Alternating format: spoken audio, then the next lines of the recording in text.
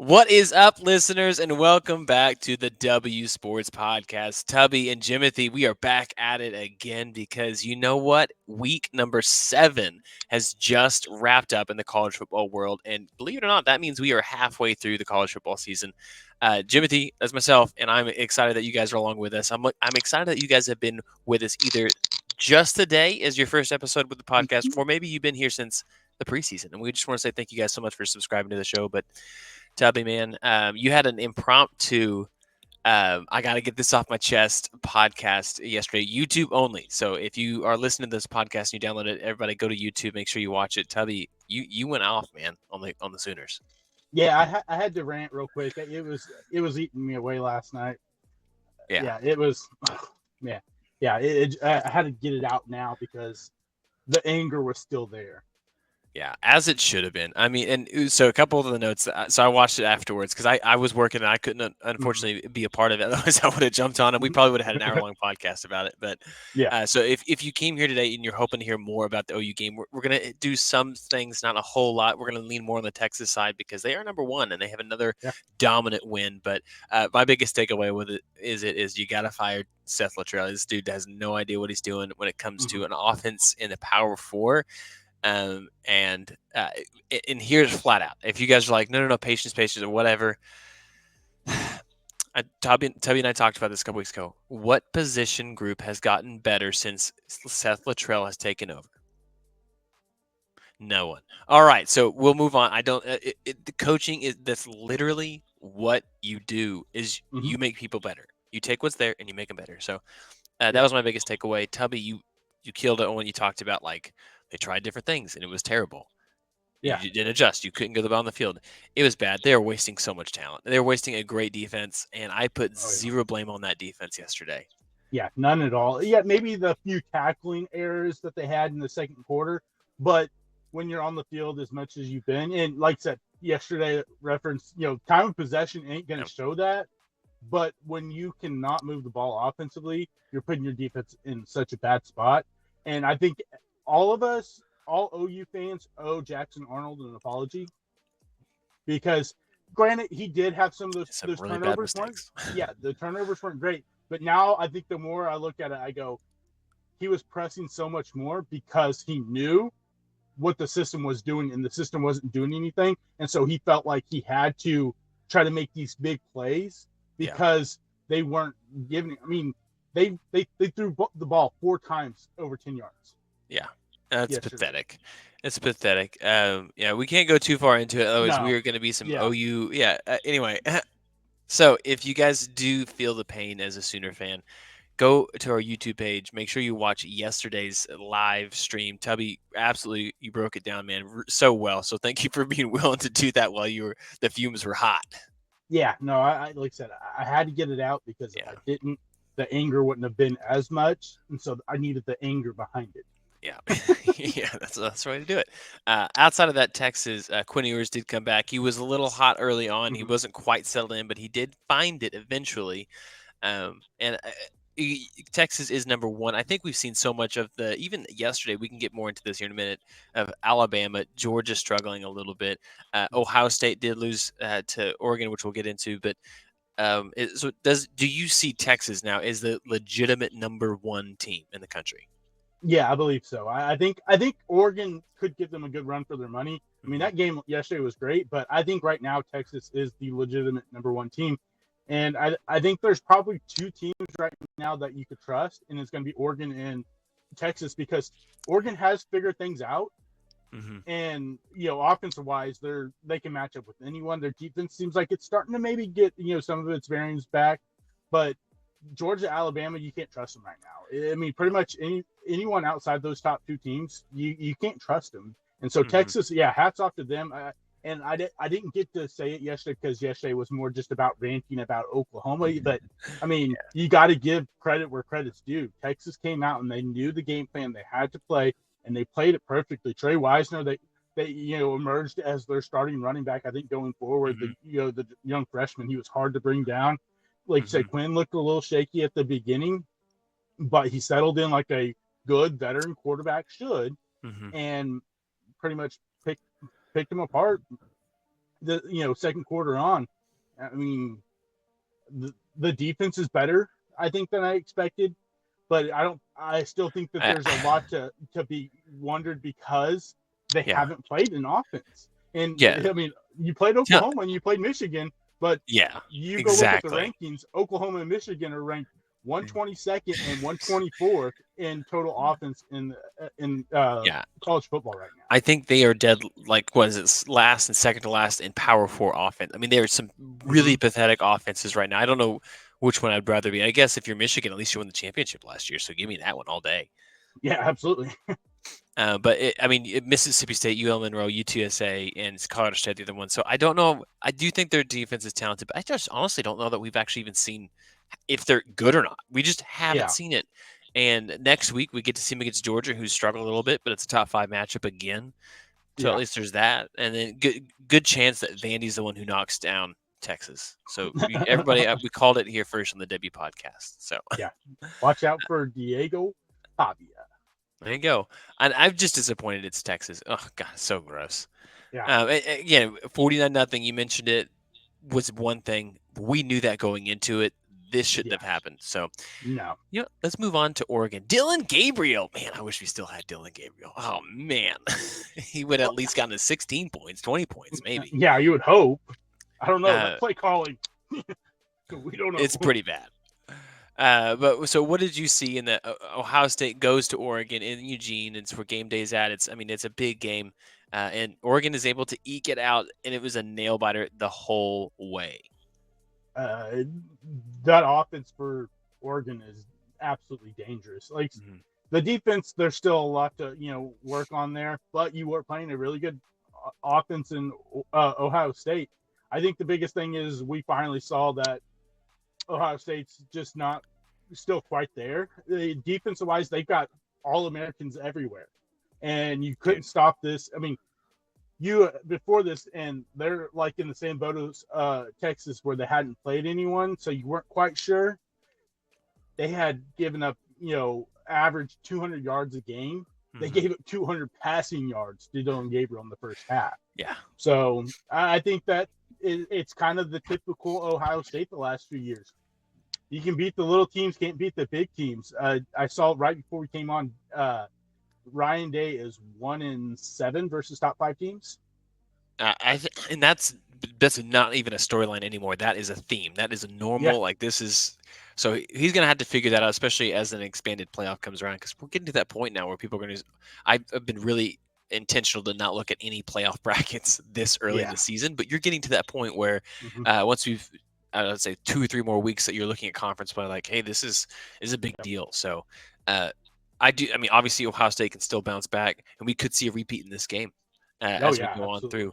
I will say the one matchup that Ohio State has to be careful of now is the Penn State, because they were able to eke out a win at USC, and this is one of those Big Ten travel games. And we talked about it a lot in the offseason at USC going all the way to the East Coast, like Penn State, and here it was the opposite way, and Penn State really struggled. They had to storm back in the second half and in overtime, and they did get the win.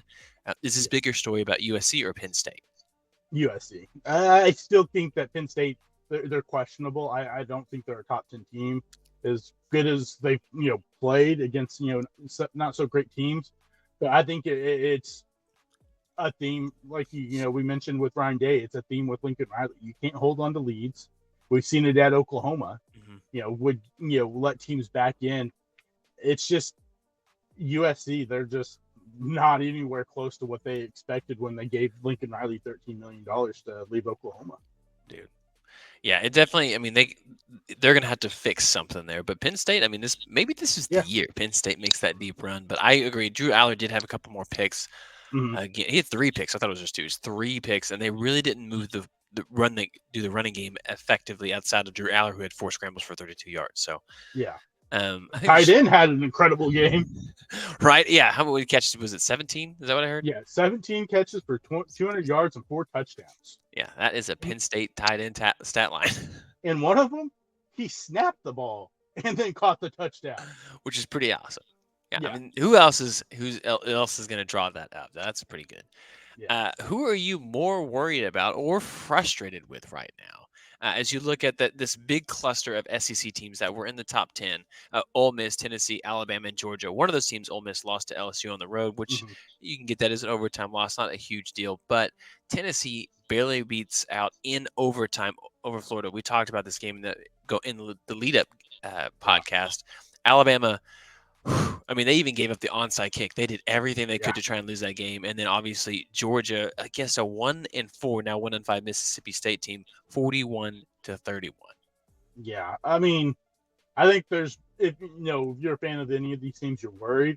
I think Ole Miss, I think would be a little bit more worrisome just because you haven't played great the last 3 or 4 weeks. You got blown out by Kentucky. And then you kind of struggled a little bit last week, even though you won. But then this week it was the same thing, where the offensive line is not good. And the crazy thing is, like, all of those guys are like 50-year seniors that have started 30 plus games, and they're just not up to the task for the SEC. And the defense isn't as good as I thought it was going to be with all the the transfers that they got in. I think they're probably the most worrisome, but I think Alabama fans, you got to worry too, because I think and I hate to say it right now because it's only year one, but there is a culture shift in that program right now, and it's not good. Yeah, no, 100% agree. It looked like they were going to lose this game. That one turnover South Carolina had was really what changed the momentum just enough for Alabama to come back. But they needed all 13 points in the fourth quarter to get a 2-point win, which is kind of, wow. And I think the Tennessee-Florida one, that's constantly going to happen. They're not an explosive offense, I think, that everyone thinks. I think they're a grinded-out offense right now that's trying to be stingy on defense. Let's look at some of these teams. Clemson storms out, destroys Wake Forest, and Notre Dame 49-7 over Stanford. Which one of these teams are we sleeping on? Clemson, just because, and look at this tide turning. Yeah, it's because I don't trust what we've seen from Notre Dame. I mean, you lost to A&M, which A&M may be a little bit better than we expected. You lost to Northern Illinois. I don't think that this team no, they beat A&M. Oh, yeah, they did, didn't they? Barely, They lost to Northern Illinois. Yeah. The real thing is going to be you're playing against Army this coming week, and Army's undefeated. Army is looking – or maybe not this week. Maybe no, it's later on in the year. But they get Georgia Tech, then Navy, who's also undefeated. Yeah, and Army later on. And those teams are tough to plan for, just because there's only 3 teams in college football that run the triple option, and it's all of the academies.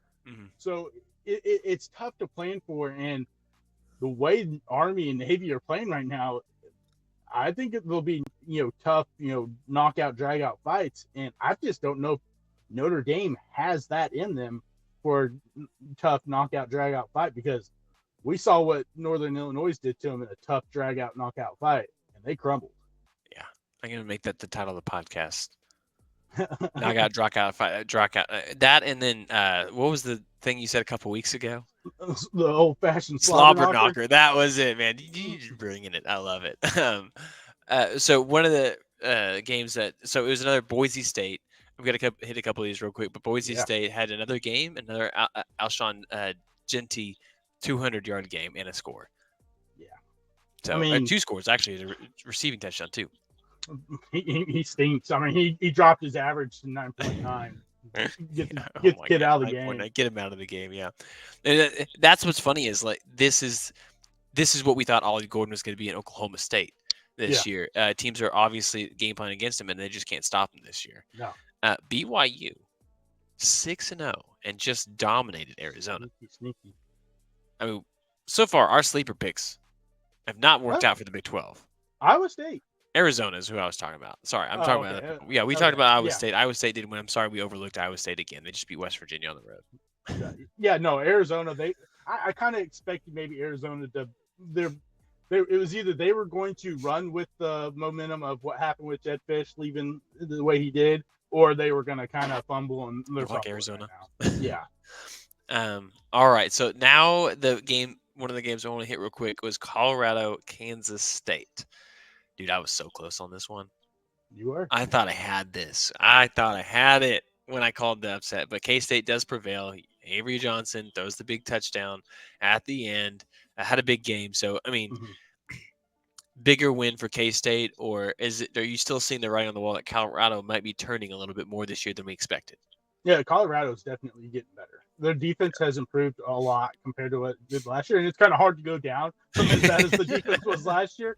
But the defense has improved a lot. Yeah. The one thing I think may trip them up going forward is that they're so one-dimensional on offense. They can't run the ball very well, and eventually teams are just going to kind of set back. I guess the great thing for Colorado is that you have 3 or 4 really good wide receivers, and so you can't double, certain people.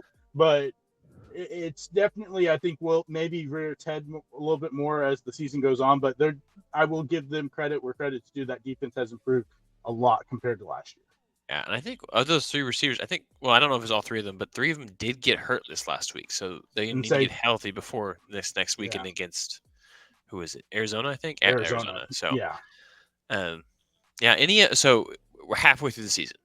Give me maybe your top 4 teams real quick, and then your best non-Power 5 school outside of Boise State, unless it is, yeah.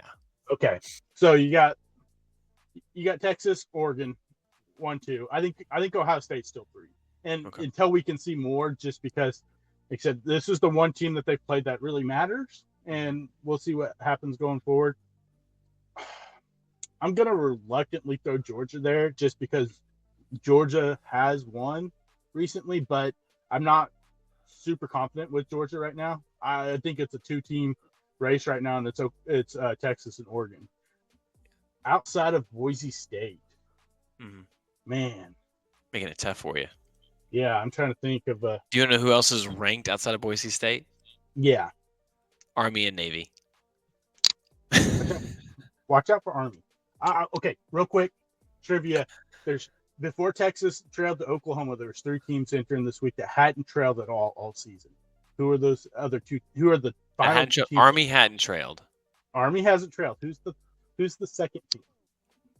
Pitt. Indiana. Oh man, I knew it was gonna be one of those teams. Indiana. Yeah, well, that's good. Yeah, 6-0. Yeah. No, I like it. I think I would probably go the same with you. As much as I want to do like Miami or Clemson, I don't trust it. I'd love to say Iowa State, just throw things up. I don't trust it. So I think it's really messy, honestly, outside of the top 2.5. Yeah. Which is going to make for a really wild and fun playoff run. But absolutely. Any final thoughts that you have right now before we jump into the next episode? I mean, ride or die, Sooners, horns down, always. As bad as things have been, it can only go up, right? Dude, I thought that after 49-0, so we'll see what happens. But in case you guys missed last week, we do have a giveaway. We have a signed jersey going out this month, and we are halfway through the month, which means if you have not subscribed, you are running out of time to subscribe and get a signed NFL jersey. So make sure you subscribe to the show. And if you've already been subbed, maybe just hit a comment and say, hey, I'm subbed, just to make sure we don't miss anybody. And want to say thank you guys so much again for all the support. We greatly appreciate it. And I guess we'll see y'all tomorrow when we do our NFL breakdown. See you. Ya.